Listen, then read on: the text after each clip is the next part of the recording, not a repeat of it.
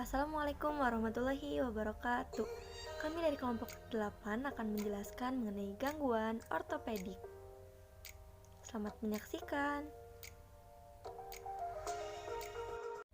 Gangguan ortopedi adalah gangguan atau kelainan bentuk tubuh akibat penyakit atau kelainan tulang, sendi, dan otot. Gangguan ortopedi ini sering disebut dengan tunadaksa. Tunadaksa dikategorikan menjadi dua jenis, yaitu tunadaksa ortopedi dan tunadaksa saraf. Tunadaksa ortopedi yaitu yang mengalami kecacatan tertentu pada bagian tulang, otot tubuh maupun persendian. Contohnya, poliomyelitis, yaitu infeksi pada sumsum tulang belakang yang disebabkan oleh virus polio yang mengakibatkan kelumpuhan dan sifatnya menetap. Lalu ada muscle dystrophy, yaitu mengakibatkan otot-otot tidak berkembang karena mengalami kelumpuhan yang bersifat progresif dan simetris. Lalu ada spina bifida, yaitu terbukanya 1-3 ruas tulang belakang dan tidak tertutupnya kembali selama proses perkembangan. Lalu untuk tunadaksa saraf, yaitu mengalami kelemahan pada gerak dan fungsi salah satu atau beberapa alat geraknya yang disebabkan oleh kelainan saraf pada otak. Kali ini, kelompok kami akan membahas tentang cerebral palsy atau CP. CP ini diartikan sebagai kelumpuhan pada otak yang menyebabkan tidak adanya pengaturan otot, kelainan postur, dan hambatan gerak. CP disebabkan oleh kelainan atau gangguan dalam perkembangan otak, biasanya sebelum anak lahir. CP dibagi menurut tipe geraknya. Ada yang satu ada spastik, yaitu kekakuan pada sebagian atau seluruh otot-ototnya. Lalu ada dyskinesia, yaitu tidak adanya koordinasi gerak seperti hipotonia, tidak adanya ketegangan otot, dan tremor, adanya gerakan yang terus-menerus pada bagian mata, tangan, atau kepala. Lalu ada atasia, yaitu gangguan keseimbangan dan koordinasi. Jalannya itu gontai, koordinasi mata dan tangan tidak berfungsi. Lalu yang terakhir ada campuran, yaitu mengalami 2 atau lebih kelainan, misalnya atasia dan hipotonia. Lalu ada karakteristik disabilitas CP atau cerebral palsy. Yang satu di kemampuan motorik, yaitu gangguan berupa kekakuan, kelumpuhan, kurang koordinasi, dan hilang keseimbangan. Tidak hanya pada anggota gerak, tetapi pada fungsi lain seperti gangguan bicara, mengunyah, dan menelan. Lalu ada kemampuan sensoris, yaitu gangguan penglihatan, pendengaran, dan gangguan kinestetik. Pada kemampuan intelektualnya beragam, dari rentang idiot sampai sangat cerdas, tetapi sebagian besar penderita CP, bahkan 1/3-nya, mengalami keterbelakangan mental. Lalu, di kemampuan persepsi, gangguan persepsinya baik visual, auditif, maupun kinestetik. Di kemampuan bicara dan komunikasinya, banyak di antara mereka yang sulit mengungkapkan ide, bahkan banyak yang bicaranya tidak jelas sehingga sulit untuk dipahami. Yang terakhir di kemampuan emosi dan penyesuaian sosial. Penderita CP sering kesulitan dengan konsep diri yang mereka miliki. Penyebab gangguan ortopedik atau tunadaksa itu terletak pada jaringan otak, jaringan sumsum tulang belakang, dan sistem muskuloskeletal. Nah, gangguan otak itu bisa terjadi dalam 3 fase. Fase yang pertama yaitu fase prenatal. Nah, pada fase prenatal itu terjadi sebelum melahirkan. Terjadi akibat ibu yang memiliki kandungan itu terkena infeksi atau terkena penyakit. Lalu bisa juga kelainan pada kandungan. Yang ketiga bisa juga karena bayi di dalam kandungan terkena radiasi yang dapat merusak sistem saraf. Lalu yang kedua itu ada fase natal. Nah, fase natal itu terjadi saat lahir. Bisa terjadi karena saat melahirkan itu ibu yang melahirkan memiliki pinggang yang kecil sehingga menyulitkan oksigen masuk kepada anak itu. Nah, yang kedua itu bisa terjadi karena penggunaan anestesi yang sangat berlebihan kepada ibu yang melahirkan itu. Lalu yang ketiga yaitu ada fase postnatal atau sesudah dilahirkan. Nah, terjadi akibat kecelakaan pada kepala atau trauma hematoma di kepala. Nah, itu dia penyebab dari gangguan ortopedik atau gangguan tunadaksa. Lalu, bagaimana cara orang tua jika mengetahui anaknya memiliki karakteristik gangguan ortopedik itu? Ya, orang tua yang pertama itu harus membawa anak ke rumah sakit. Lalu yang kedua, menindaklanjuti anak yang memiliki karakteristik gangguan ortopedik itu untuk diperiksa ke tenaga medis.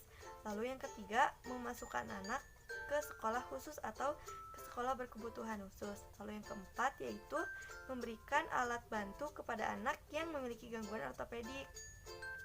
Nah, alat bantu apa saja yang dapat diberikan kepada anak yang memiliki gangguan ortopedik? Nah, yang pertama yaitu penggunaan truk atau tongkat bantu. Ingat, tidak boleh menggendong anak yang memiliki gangguan ortopedik, karena agar anak belajar berjalan itu menggunakan truk. Nah, dengan cara boleh memegang bahu atau tangan kita. Lalu yang kedua, bisa dengan memberikan kursi roda. Nah, memberikan kursi roda bisa juga kita tuh membuat jalan-jalan tuh dengan bantuan bidang miring agar membantu pengguna kursi roda atau gangguan ortopedik yang menggunakan kursi roda itu mempermudah untuk akses berjalan menggunakan kursi roda.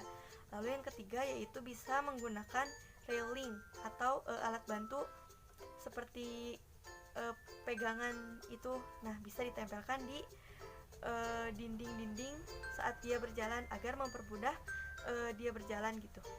Nah, itu dia penyebab dan alat bantu serta cara menangani jika anak memiliki karakteristik gangguan ortopedik. Selanjutnya ada strategi pembelajaran bagi anak tunadaksa. Strategi yang dapat diterapkan bagi anak tunadaksa yaitu melalui pengorganisasian tempat pendidikan. Sebagai berikut, yang pertama ada pendidikan integrasi atau terpadu. Pendidikan ini berupaya mengoptimalkan perkembangan kognisi, emosi, jasmani, intuisi, serta mengintegrasikan manusia sebagai makhluk individual sekaligus makhluk sosial. Sistem pendidikan integrasi ini yaitu seorang anak berkebutuhan khusus yang bersekolah pada sekolah reguler, tetapi berada pada unit kelas khusus. Dan tentu saja harus ada guru pembimbing khusus. Yang kedua, ada pendidikan segregasif atau terpisah. Penyelenggaraan sistem pendidikan segregasif ini dilaksanakan secara khusus dan terpisah dari penyelenggaraan pendidikan untuk anak pada umumnya.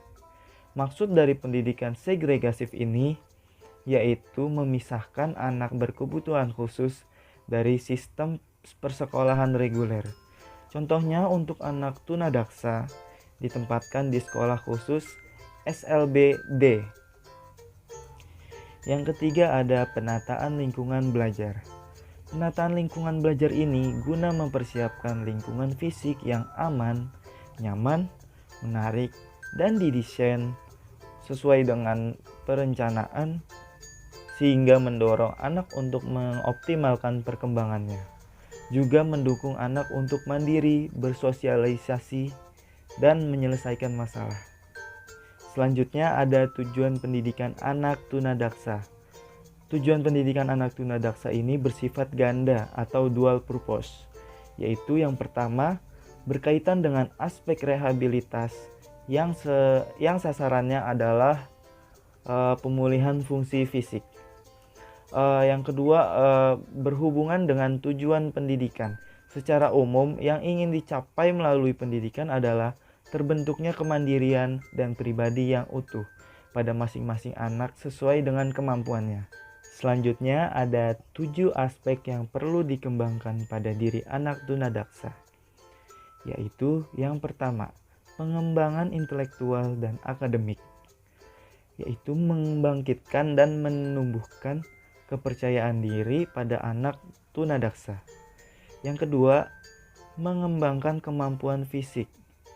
Guru bekerja sama dengan tim medis untuk menetapkan gerakan dan macam-macam gerakan yang boleh dan tidak boleh dilakukan oleh anak untuk memelihara kesehatan anak tunadaksa melalui program kesehatan. Yang ketiga, mengembangkan emosi dan penerimaan diri. Guru bekerja sama dengan psikolog untuk menemukan dan mengembangkan konsep diri anak. Lingkungan yang kondusif dan terbentuknya mental anak akan membantu memadai harapan dan tujuan yang realistik. Yang keempat, meningkatkan aspek sosial. Aspek sosial anak dikembangkan melalui partisipasi dalam kehidupan keluarga. Partisipasi tersebut bisa tertuang melalui penerimaan diri antar anggota keluarga atas kelemahan dan kekurangannya. Yang kelima, meningkatkan moral dan spiritual. Yang keenam, meningkatkan ekspresi diri. Kegiatan ekspresi ditimbulkan dari aktivitas seni, tari, musik, drama, dan keterampilan tangan. Dalam kaitannya, pengembangan pribadi dan pengalaman sosial anak, sekolah memasukkan program ini di setiap pembelajaran, sehingga ekspresi diri anak terbentuk dan ditingkatkan melalui relasi pendidikan. Dan yang terakhir, yang ketujuh, mempersiapkan masa depan anak. Tentunya seluruh aspek yang dikembangkan tersebut dilakukan untuk bertujuan untuk masa depan pada anak. Mungkin itu saja yang dapat saya sampaikan. Terima kasih. Wassalamualaikum warahmatullahi wabarakatuh.